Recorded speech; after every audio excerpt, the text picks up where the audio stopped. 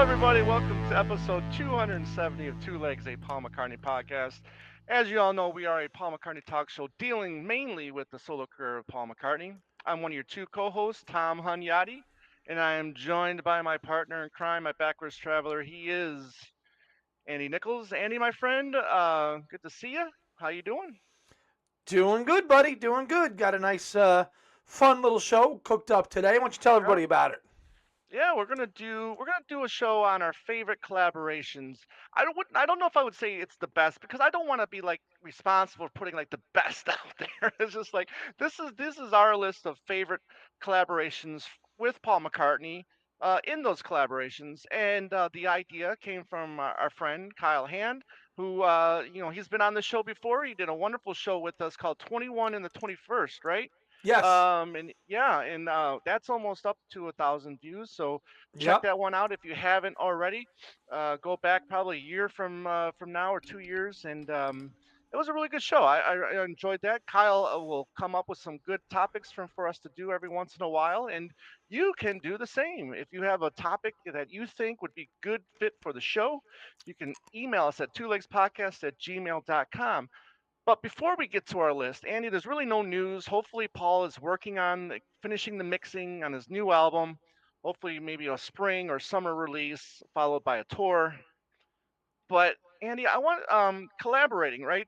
We know Sure. he's a great collaborator with John. With all there's a million things have been said about that collaboration, but collaborating as a solo artist, right, is different. This is a different Paul because there's different he's worked with different people where his like respect for these people can vary, right? Sure. Maybe his respect for Denny Lane isn't as high as his respect for George Martin or other people's or even Elvis Costello. So as a collaborator, do you think one, and plus because we're reading at the McCartney legacy, right, we're willing how he's willing to collaborate on certain things, but then if it's something the way he wants it, it's like you just got to do it. you Yeah, know like if you're Hypnosis and he wants an album cover a Right. certain way, there is no collaboration. There is no collaboration. So Nope. all you end up doing is contributing, which is a different Right. thing, which, is a completely thing where Paul has contributed vocals or something else to a song, which might not be a true collaboration. So we're trying to stick to a true collaboration. But in Right. your mind, what do you feel is a good McCartney collaboration, just in general? It could be one that he wrote. It could be one that he arranged. It could be one that he appeared on somebody else's record, whether that was producing, writing, singing. If it's a collaboration in any kind, whether again, I think that that's a collaboration in any way, as long as he's a part of the song somehow. Whether he wrote it and gave it to somebody, or he told somebody how to do it, or he's actually on the song, whether it's his own song or somebody else's song, I think that's the definition in McCartney terms of a collaboration. So you're thinking even if he just contributes something, it should count as a collaboration.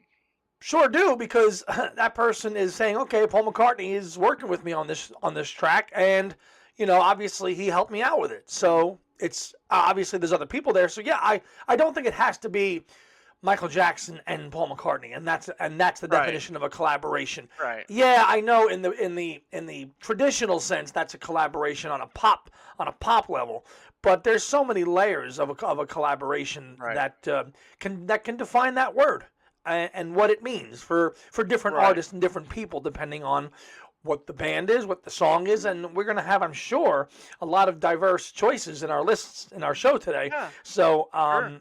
I'm sure we'll have a couple of ones that are obvious, and I think we'll have a couple that maybe aren't so obvious. So I think we'll have a couple obscure tracks that people may not know about. Maybe they will. But the thing is when I think about it, it's just like, okay, my favorite thing that Paul has lent his talents to is a song called "Best Love." That's on the that Steve Martin bluegrass, the Steve Martin and Steve Canyon, Rare Bird Alert album. And but the thing is the song was already done. All he had to do was just go in and contribute vocals. So to me, I don't really consider that like you a don't think of true that? collaboration. Yeah, It's a right, true collaboration where both parties are there close to the beginning of the song, and then it flourishes from there. right, right. So Yeah, that was he kind of just came in on at the end of it and just threw some vocals on it. So Right. yeah, that one might push the boundaries of it. And I'm guessing because you said that, it's not in your list of collaborations. No, but I just want everybody to know. I mean, listen, I love the track, but I just don't think it's like a we true we are collaboration. we are Right. well versed in your love of Best Love Right. for years Right. on this show. You've given Good. Very good. you've told us. We know for sure that Tom Agnotti likes Best Love. That's not a trivia question. It's too easy. You've been listening. You've been listening. Good job. I would like to think so. After 5 years, pretty good listener. Anywho, so Andy, why don't you go ahead and start your turn to start off with your number 10 of your favorites collaborations. Showa. So number 10 for me, and these are in my order. I did put them this way. Number 10 for me is the one token true pop collaboration, and for me, that was Ebony and Ivory, and maybe an obvious choice. I was trying to steer clear of the real big poppy type songs, but number one song for 8 weeks in the UK. Despite a lot of people feel that its inclusion on Tug of War brings that album down. I don't feel that way at all, but I know there are plenty of fans of that album that think that sappy poppy pop song to end an album brings it down a little bit. I don't feel that way. Um, Clearly it works. It was a song that was demoed by Wings long before Stevie came into it. Late 1980, that was one of the rehearsal songs that Wings worked on.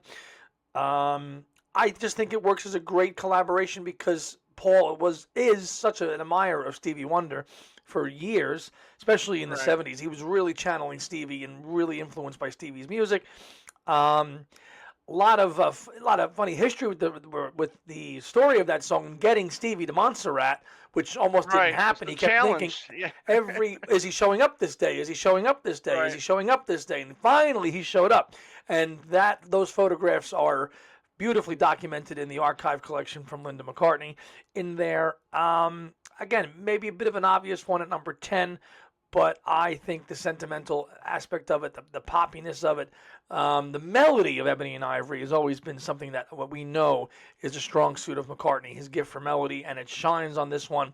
Stevie brings the element to it, obviously, Ebony and Ivory. He sings good on it. Funky bit on the outro, the clapping. I mean, I think about the video a lot because of the video. Keith McMillan, who Paul used a lot there in the late 70s and early 80s for a lot of his videos. If you watch them, directed that one. Similar in the coming up vein, where like you're duplicating people on screen, Right. which Yeah. in the early 80s was not easily done at all. So a lot of time went into that. But I just think it's a good collaboration and one that they've got to do a handful of times since.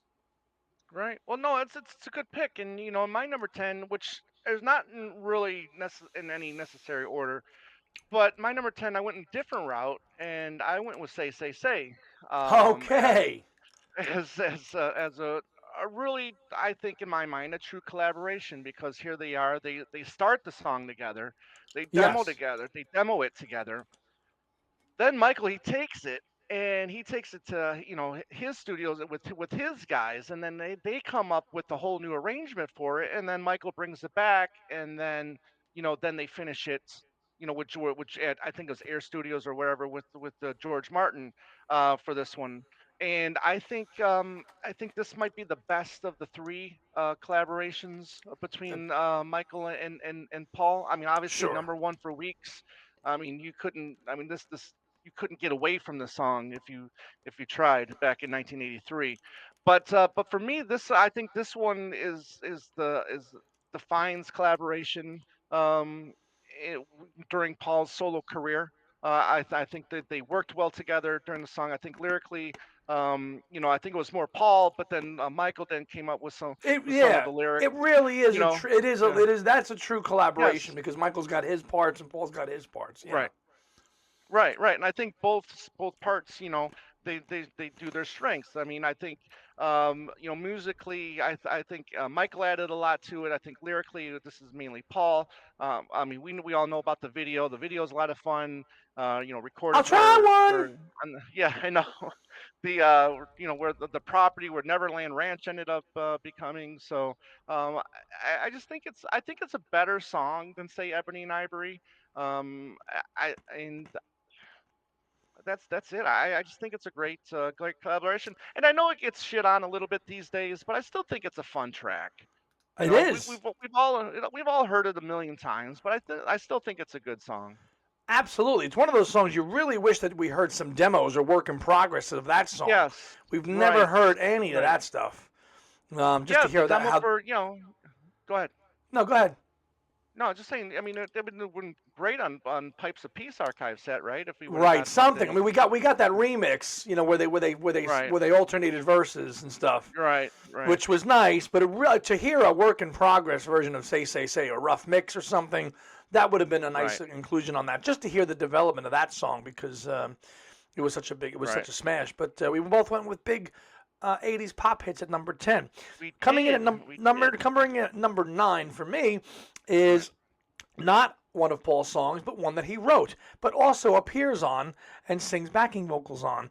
And at number 9 for me, I'm going with 6 O'Clock by Ringo Starr from the Ah, 1973 Ringo self-titled album. Um, which to me, that's like I put that in the same category as a song like "Attention" from Stop and Smell the Roses. mm, You listen to that song, the melody, you know that that's right, McCartney. That's got McCartney arranging, writing right, all over it. It keeps me right. wondering, you Yeah, keep me wondering yeah, why. yep. Yeah, I love the backing vocals on it. It's a song he gave to Ringo, and Ringo made it his own. But would have loved to have seen that made its appearance maybe on a Wings album or a B side, because it's just drenched in McCartneyism through and through, an arrangement and all of it, the lyrics, the little Moog synths that are in the whole thing. It's like a Wings track that they gave to Ringo. So. And you Right. had a nice little additional bonus. You had a longer version of it on Goodnight A Vienna, which longer gave you version. a Yeah, longer version that gave you like a 6 minute version, which was pretty cool. But that is my number 9, 6 o'clock from Ringo. I think it's Paul's best contribution for a Ringo album, and I love his backing vocals on there. On the longer both versions. I Mm-hmm. think you really get a good sense of Paul's contributions to that song. And you're right. I mean, this is a Paul song through and through. Yeah. I would have liked to have seen what he would have done with this song if he kept it for himself. Yeah. But again, he knew how to write for Ringo, and he did a good job with this one. Absolutely. All What you got right. for number 9? Yeah. I'm going with the song that you do not like at all. Oh boy. And we've talked about this song before, but I think this is a true collaboration, and this is Ballad of the Skeletons. Oh, Oh yeah, see, I knew it. I knew you were gonna make that face. But here's again a person that it's a Paul real respected. collaboration. Yep. Yep. Yeah, Paul respected Allen Ginsberg, a beat poet writer. I mean, beat poetess, and so he wanted to do these poems on stage, and he asked Paul, hey, you know somebody that could play guitar while I'm reading these poems, and Paul's like, well, why not? Why can't I do it? So I thought that was a pretty good story, and then you can watch some of these on YouTube and get a sense of what they're doing.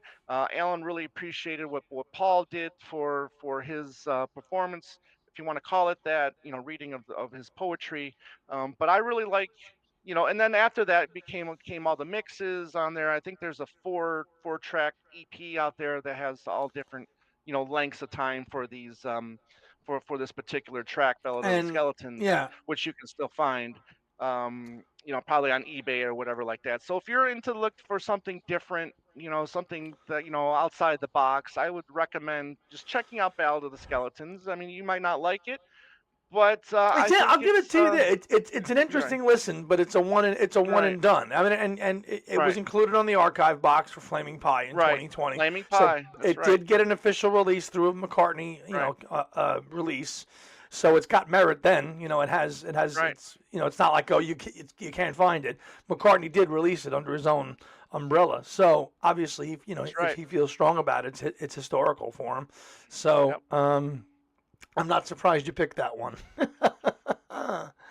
uh, Number 8, All right. going back to the 60s here, and again, this is not, he did not perform this song, but he wrote it and he demoed it and he gave it to Mary Hopkin. And what song am I going to choose? Goodbye. Goodbye. Uh, Goodbye. Yeah, great little demo. The Paul's demo for that that he did, which is just charming. Which he gave to Mary Hopkins. She had a great hit with it. Paul produced it, and he wrote it. It was one of the first singles on Apple Records. Yep. And yeah, the little Welsh girl had a really good hit with Goodbye. And you wonder in the Beatles pantheon, where would that have worked its way onto an album? Would it have been maybe Abbey Road? Would it have been well, by that time, Paul wasn't taking any B sides because he was getting the A side, No. so there was going to be no McCartney B side in 1969 in the Beatles. Yeah. I for me it would have worked better on the Best on the White album, I think. Yeah, This track, but maybe Abbey Road. maybe Abbey I don't Road, know. maybe Abbey But Road. definitely not Let It Be though. No, I think definitely not Let It Be because that was not part of the whole project. I think it Right. could have been, you could have slotted it on side two of Abbey Road, maybe. I know that side was already long jammed up with the medley Right. anyway, but maybe you squish it in there between Here Comes the Sun and Because. Or, I mean, side two opens up with Here Comes the Sun, so you Right. can't top that. But I think Abbey Road or the White Album would have worked for Goodbye. Nice little 2-minute acoustic ballad. It I think, is. and I like Mary's version just as much as Paul's. She sings great on that song. But She's his, phenomenal. yeah, she, Phenomenal. she she does a great job on that. But of course, Paul's original demo's out there too if you want to hear that. So Goodbye, Right. number 8. Cool. I'm kind of curious if you're gonna have this on your list. My number 8. I'm gonna go with my favorite Paul and Denny Lane track, and that's Morse Moose and the Grey Goose. And Ooh, yeah, yeah, and then just reading about it and the McCartney legacy, and we know that it started on the boat. They finished it at EMI after the birth of James. They went back and revisited, and I'm glad they did because I think this is just a fun track. I know people have their issues with it. I know some no, people, well, yeah, but I mean, listen, it is a quite experimental at the time. I yeah, mean, this might be the most experimental thing he released to date on a McCartney record, yeah. if you will, maybe. But listen, both having fun with it. This is the time where they're finishing, they're helping each other with their songs. They had It what, is the 7 tightest. co-writes on One Yeah, to Town. yeah. This is the height of the Paul and Denny Right, collaboration. right. 77, 78, as we've read, and actually, EMI is no longer called EMI by 1977. It changed to Abbey Road as Abbey they wrote Road. as they That's wrote in right. the book. So I'm sure Right. Paul still referred to it as EMI. Good choice. Good choice. I could see why. Not no, and I can tell you right now, I don't have that in my list. But Oh we had a, wow. no, I don't have that in my list. Okay. I know that our friend Beatley Tone had it in his Yeah. deep cuts video, Mhm. which we had a little fun with the other night, Right. replying to it, and he chose it as a deep cut. Um, yeah, a lot going on in that song. I am a little surprised you Right. chose that one. I was expecting something else maybe from those two. Well, listen, Um, I mean, I really did consider Mulligan Tire, but for me, the fun track, and I love Mulligan Tire, but for me, the fun, you can just tell they're having fun with More Smooth and oh the Grey yeah, Goose. So that's why I just went with this one. It just seemed more fresh, more organic of a track. So there you go. good one, All good right, one. buddy, go ahead. Number 7 for me. Okay, another collaboration, one that was written with somebody else, and eventually Paul issued it himself. And this, of course, we're going to go to uh, one of his wonderful collaborations throughout his entire career, and that's the one with Elvis Costello. And the song I'm choosing is "The Lovers That Never Were," which Oh eventually wow. surfaced on Off the Okay. Ground in 1993, but is available in charming demo form on the Flowers archive. Not one, but two versions. Right. You've got just the regular Yes. version that Paul and Elvis did together, which is the one that Elvis thought was just the best, one of the best times Paul sang on that original stripped down version. Then there's a band. Oh There's a wow. 1989, right? There's an 88 band version of The Lovers That Never Were, but that original demo of just Paul and Elvis Costello is really magnificent. And I know that I think you feel that the album version later, a few years later, is a little bit too slick, a little bit too commercial, which we've talked about over the years. I like it just as much as the demo. I think the production on it is good, and it's really just a true. That's a real collaboration in terms of song, how a song is written. Not so much Right. the musical aspect of it, but you can really tell how much Elvis influenced that song. with its writing. I don't think Paul writes that Right. song by himself. That's got Costello through and through in it, and that was the shot in the arm that Paul needed. But vocally, again, if it's the raw demo that's on Flowers or the finished one, when he's hitting those vocals, the trees, no down blossoms and leaves. I mean, he's Right. all over the Right. place with that. Great title, and really, I know that's probably a good for a lot of McCartney fans. That's a highlight of Paul and Elvis's working relationship at songwriting. Lovers That Never Were for me is like the apex of their collaborations. I agree. However, I'm really surprised you didn't go with the song that I picked, and that's "Back on My Feet." I think this is the first. I mean, if it wasn't for We'll, "Back on My Feet," I don't we'll think get there's a to it. "Lovers That Never Were." We'll get Okay, to it. so yeah, okay, very good. But the back on my feet, I just think is a great example with Paul working with somebody that he respects, as a lyricist, as a musician, if you will. And here he is. He's got an unfinished song, and and wants to help. They bring in Elvis Costello. He brings in some words and some arrangements, but the part that made it to me a real collaboration was that call and response part that Elvis Costello brought to the song, that I really like, about it. So, for me, I mean, without this song, if this song doesn't work, then there's no, Because this was the this lovers was that the never this was were. the There's no more. yeah. There's no Yeah, My Brave yeah. Face. There's no any My of that. face. This Right. was the litmus test of Yeah. that relationship. And Right. you mean you call and response? You mean the lyrics at the end of the song? Yes, yeah, yeah. I mean, it's just it's not as much as it was. Let's say what the you want her to Right. was, That but was. yeah, that was like a true call and response. But yeah, but there's with the Linda's backing vocals, and then adding in some more a few things, because obviously we don't know exactly the lyrics that he brings in. When you read about this, you just say, well, I just added this part here, I added this part there, but they're never really specific, Well, with the lyrics that they bring in. I think that's pretty obvious if you listen to it. If you Right. listen to the download only version of it that you got on the Mm. archive in 2017, you hear what Paul had written and then what Elvis brings into it. So Okay, I so just then want I wouldn't have listened to that because I didn't have the download then. you didn't hear the down No, you didn't hear the no, download version of it. right.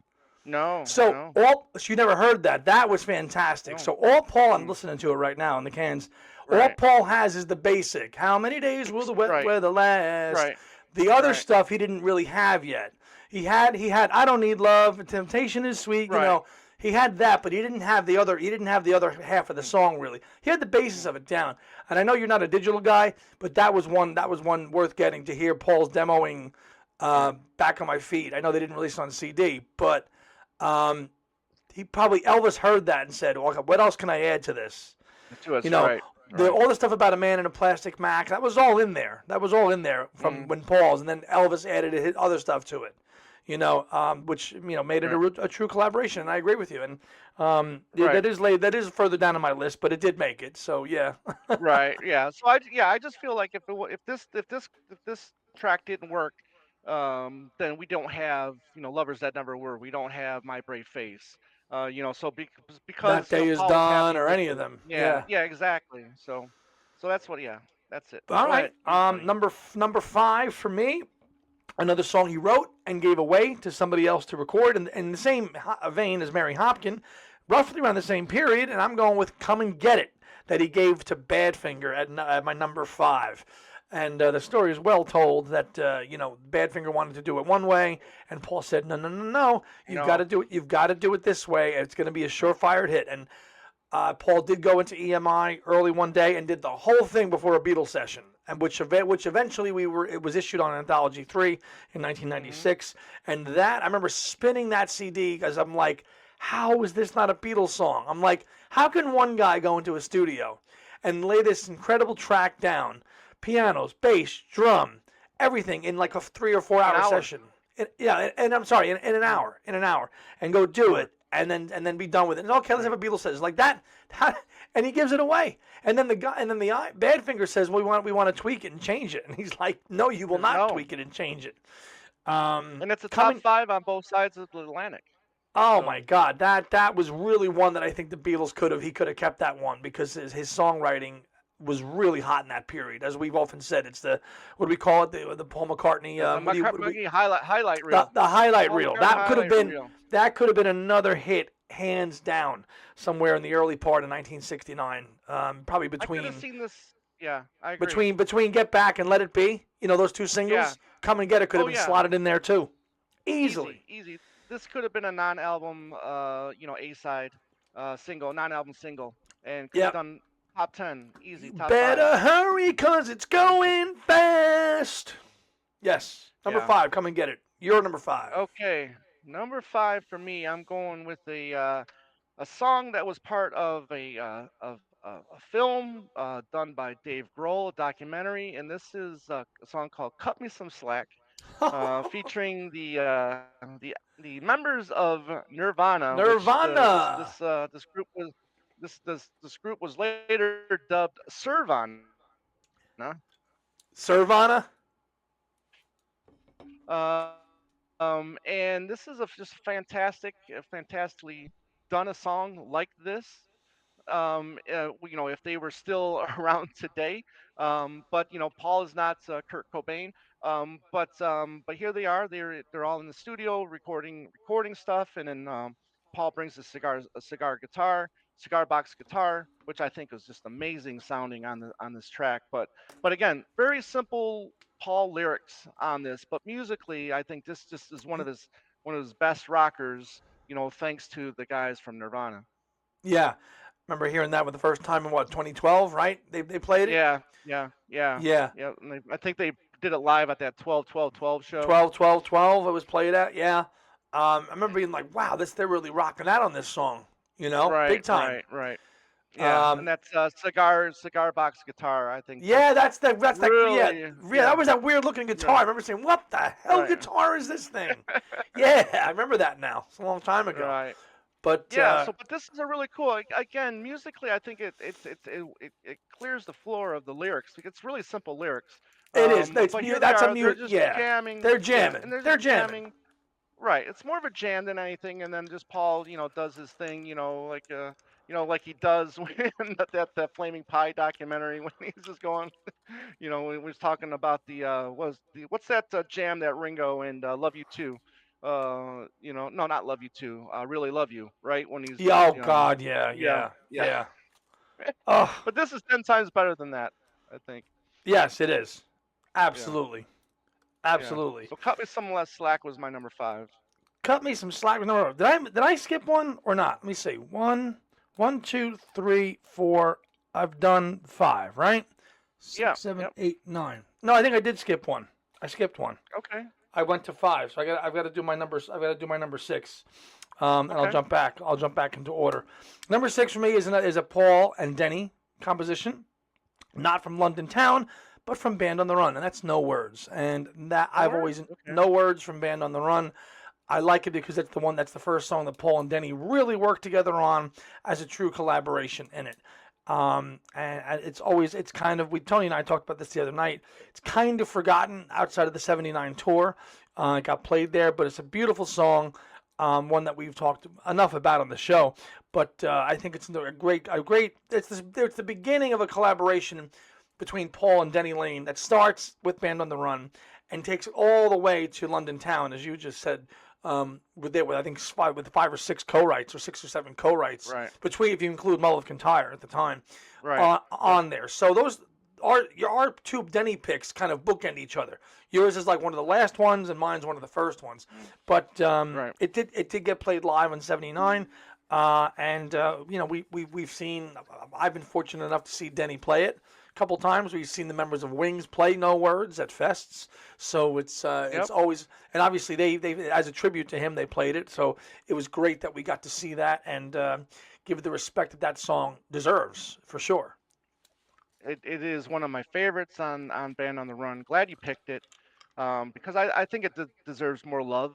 I know some people probably consider it one of the weaker tracks on Band on the Run, but I No think it's a way. great track. Highlight. Highlight. So that was really Right. my fifth. So now I've got four left, right? So Right. go Okay. ahead, brother. Right. All right, so I'm gonna go to a track that was recorded. It was written by Paul, and he gave it to an actress, musician named Charlotte Gainsbourg, and that's the song is called "Songbird in a Cage," Oh, on her album called Rest. This was very remember this one. reminiscent of Oriental Nightfish, I think.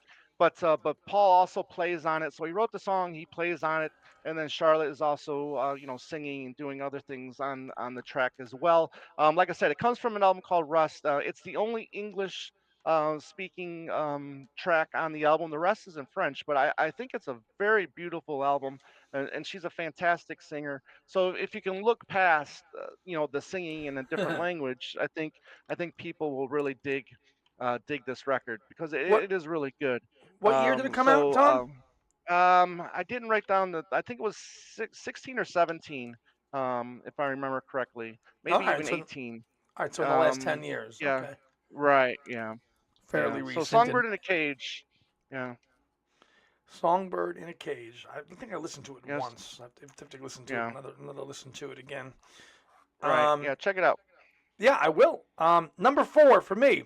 Okay, another collaboration, which is really Paul wrote it, but he was greatly assisted by an old friend of his on it. And interesting. It was the start of a collaboration, their second collaboration, but it was the last release of their partnership there in the 1980s. And of course, the song I'm talking about is "We All Stand Together." Which Hmm. started, which and why I'm calling it a collaboration is because George Martin's influence on that track is so evident from the beginning of that song's writing and arranging of it in 1980, all the way to its release in 1984, eventually winning an Ivor Novello, which it won, which it won, Right. It did. and and I think George was entitled to that too because you listen to that song obviously there's obviously the arrangement of it, the classical aspect of that song is all in there. And of course it's Paul's melody, of course, but the two of them Right. together when they worked on songs, whether it was "Live and Let Die," which they did with Wings, like a Hmm. one-off thing, and then this is the beginning of that McCartney George Martin relationship that starts with this, goes through Tug of War and Pipes of Peace, and ends with Broad Street, and it's the beginning of that. And people might call it whatever. It's an '80s version of "Mary Had a Little Lamb." I don't care, and I know it's more of a British thing. Thank you very much, Ed Right. Crawford, for my Rupert fire truck, which still sits on my bookcase that he gave me in TWA. Thank you, my friend. It's uniquely British. We all stand together. The concept of Rupert, Rupert the Bear, which hey, that was something that Paul wanted to do Rupert stuff since the Beatles, since the end of the Beatles. He had a Rupert soundtrack song, album in his head.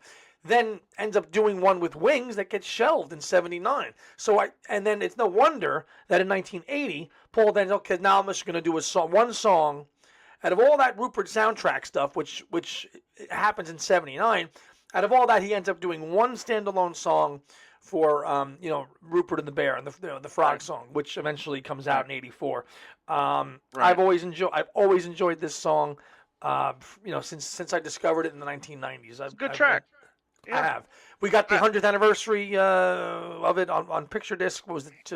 Two well, the years 100th ago. anniversary of Rupert. Yeah, the 100th anniversary of Rupert. Excuse me. Yeah. Then he re-released the picture disc. Right. The picture disc came out again in Yes. 20. I want to Yes. say maybe in Yeah. 2021 or two. Something like that. Yeah. But that Something was a like that. nice. That was a nice. That was a nice get. But look, I mean, George Martin is one of his greatest collaborators. And, Gotta there's be. just such a rich history I mean, Beautiful Night, Live and Let Die, We All Stand Together. I mean, and plus all the Beatle material too. Just a wealth of beautiful stuff that George Martin has injected into the life of Paul McCartney's musical career. So good Yeah. pick. I like it. Thank I like it. Thank you, sir. What you got for four? Yeah. Is you up to four or Number three? four. You're Yeah, I think four. I'm Right? four. Yeah, I'm number Four. four. Is a track that was written in Jamaica with friends Johnny Cash and Tom T. Hall, and that's New Moon over Jamaica, New Moon over which Macca. Yes, yes, yes. Which I think it was '87. If I unfortunately I didn't write down the years while I was doing my notes, but on the album Waters from the Wells of Home, Johnny Cash album. So oddly, it's funny that it found its way on a Johnny Cash album and not on a Paul McCartney record. But Right. yeah, but here we go. We're talking about a country-ish style song that Johnny adds his vocal talents to.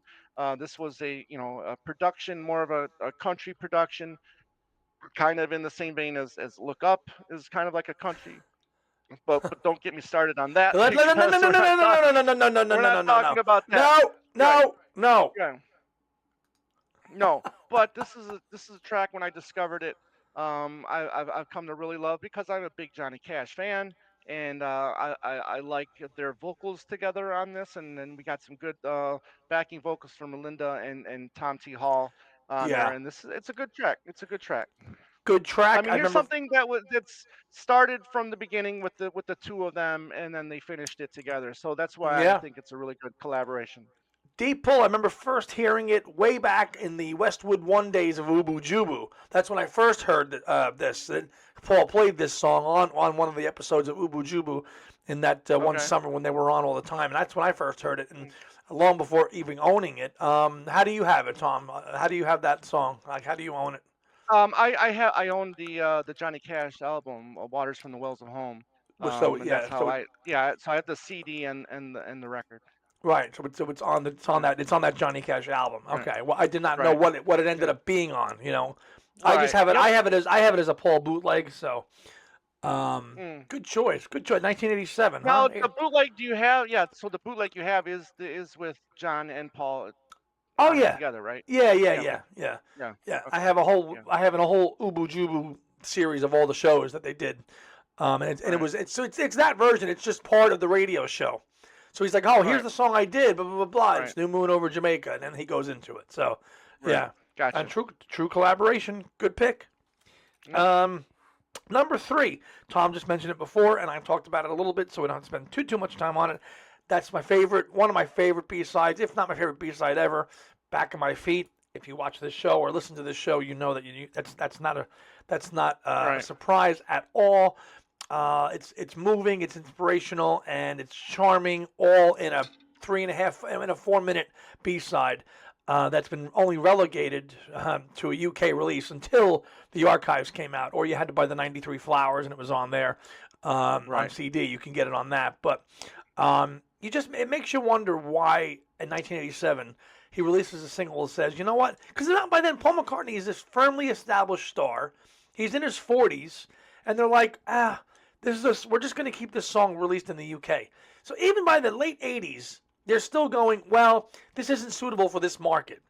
20, almost 20 years after the Beatles, they're still saying what songs should come out in what market. And I just think that's Right.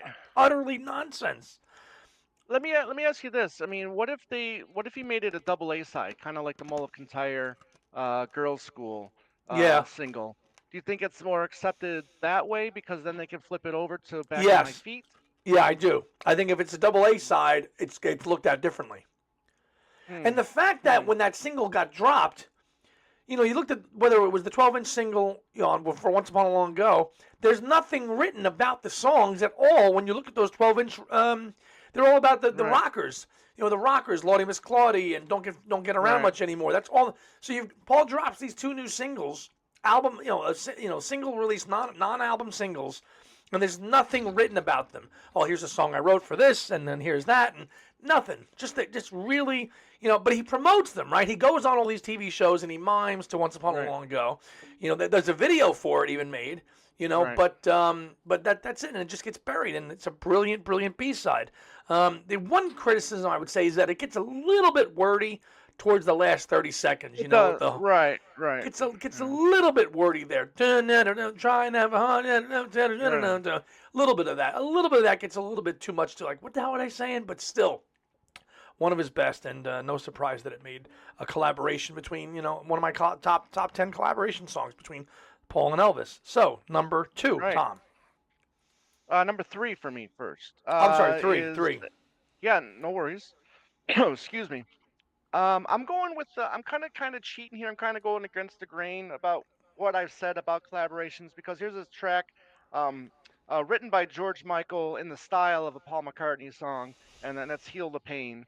And then he invites Paul McCartney to sing the song with him, duet with him on this for his 25, which was his compilation album. So he did do this song by himself originally, but then for his compilation 25, he invited Paul to come in and do a duet with this song for him, which I think again, like I feel with New Moon over Jamaica, these two voices together Mm. just really blend well, and just they just turn out a beautiful vocal performance on Heal the Pain.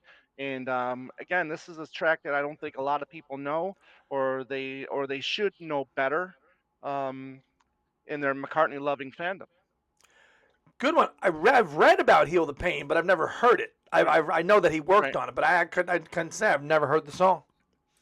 Mm. So No, I mean, that's yeah, I mean, you should definitely check it out. yeah, Heal the and it's Pain.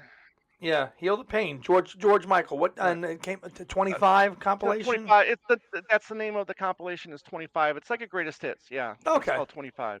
Yeah. I will check Yep. it out. Um, Yep. two for me. Okay, this is a collaboration, and this song did not get ever released. And I'm curious if my partner has it on his list. I think he probably does. It might be his number one. So if I'm jumping the Mm. gun here, I'm sorry. He might have it on here. I because I know he loves this song. And for me, my number two collaboration is Yvonne with Eric Stewart Oh. at number Mm. two. Right. Did you have it or no? No, no, I didn't, but I considered it. Trust me, I did Y- consider it. Now this never came out. So I don't know if I'm Right. breaking the rules because it never came out. Bollocks to that. It's a collaboration. If you're a McCartney collector of music, you know Yvonne's the one. It's been available on bootlegs for years. That is a great song that just was left. It was recorded in February of '85 during the Press to Play sessions and Right. was left off the album. And a real true collaboration with Eric Stewart of 10cc, who later released his own version of it later on, I think in the early 1990s. But Yvonne's the One Right. is a beautifully gentle acoustic guitar ballad sung beautifully by Macca, with some really nice falsetto in it.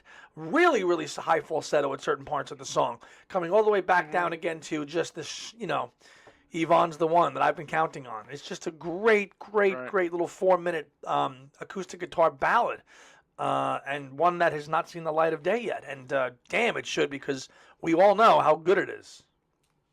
Yeah, we absolutely do know how good it is, and yeah, and you talked about the 10cz version. It's a little bit more on the reggae side, so I'm not really the biggest fan of that version.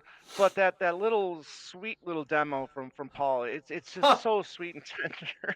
It's just beautiful. Your just heart melts every time you listen to it.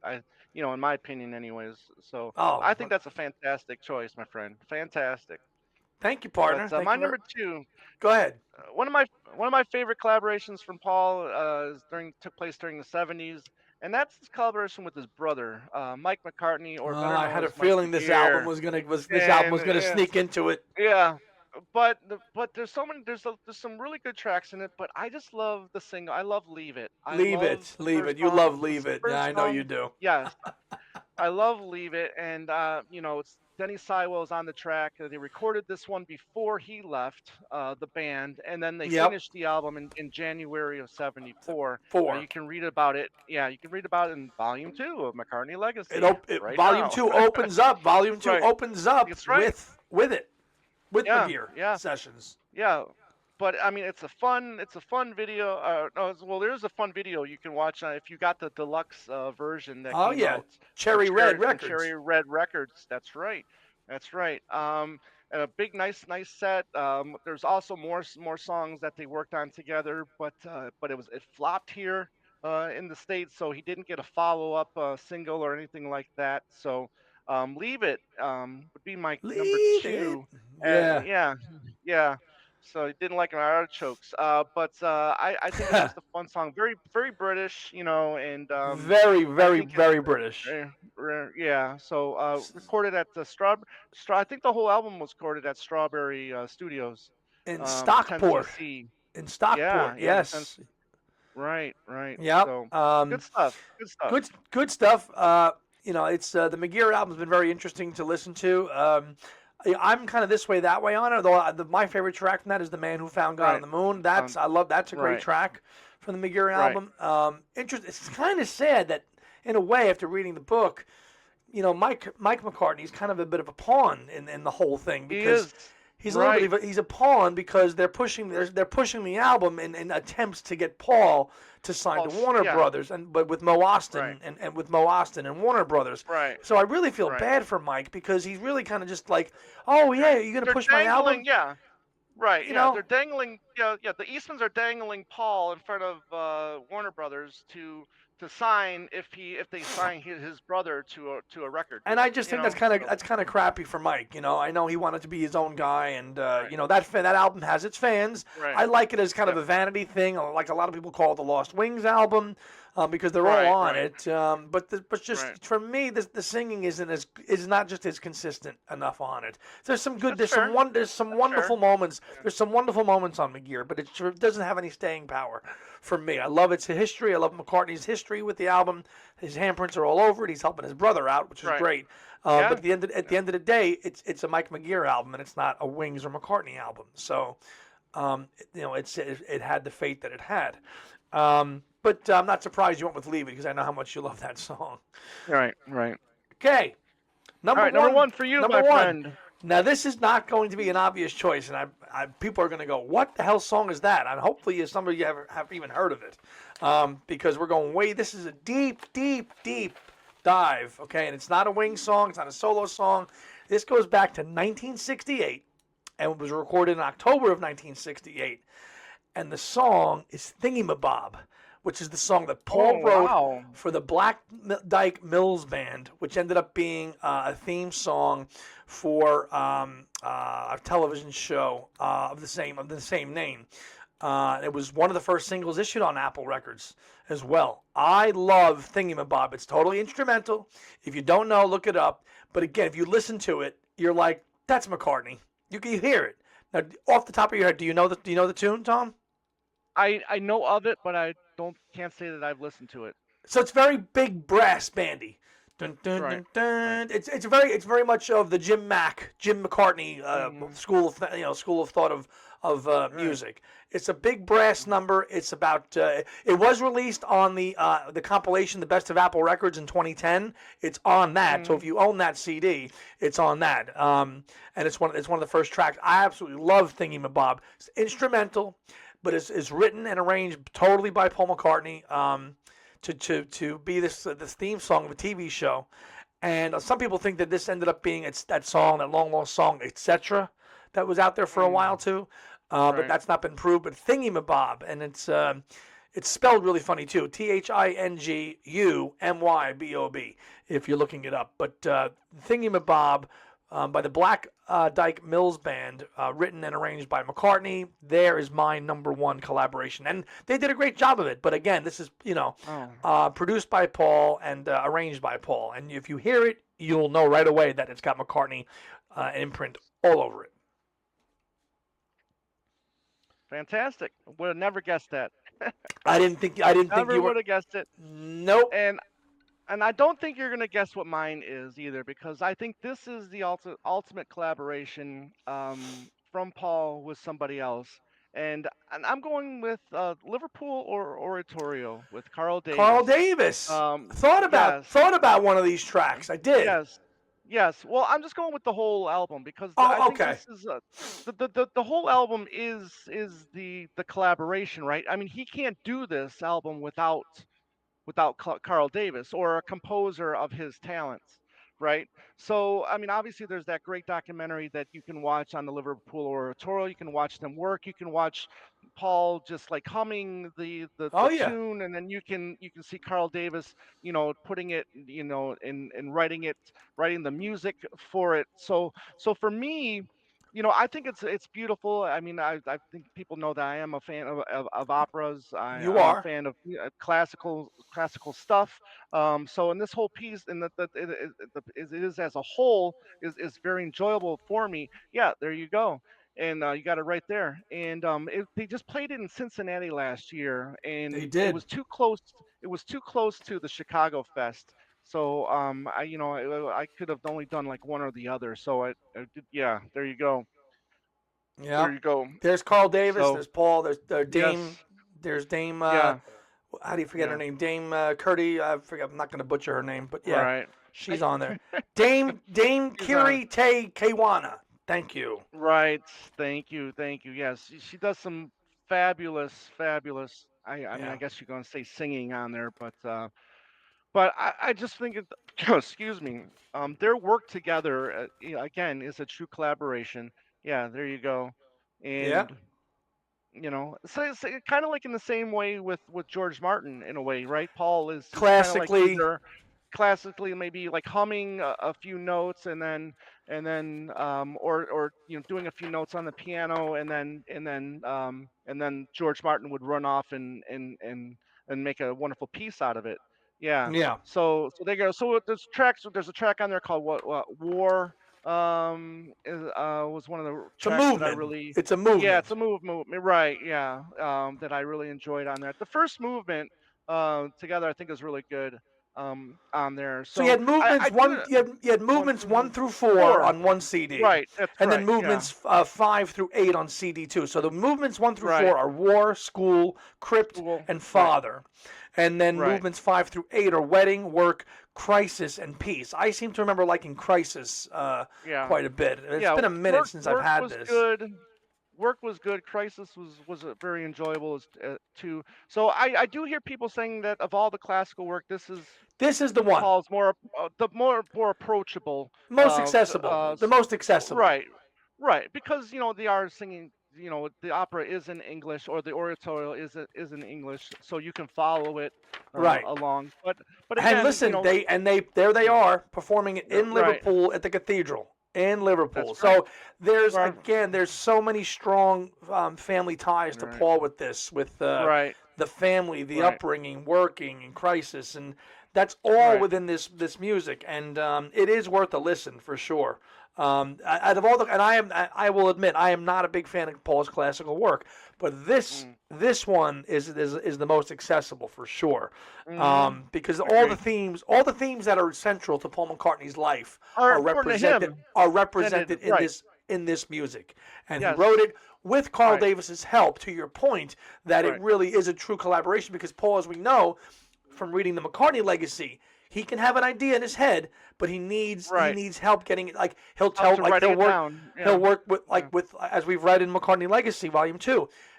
I mean, guys like Howie Casey and Tony Dorsey, Right. especially Tony Dorsey, play a big role because Oh. he's like, make it sound like this, and they go in arrange it all. He doesn't have the Right. ability to actually do it, but he knows what it wants. He knows what he wants it to sound like in his head.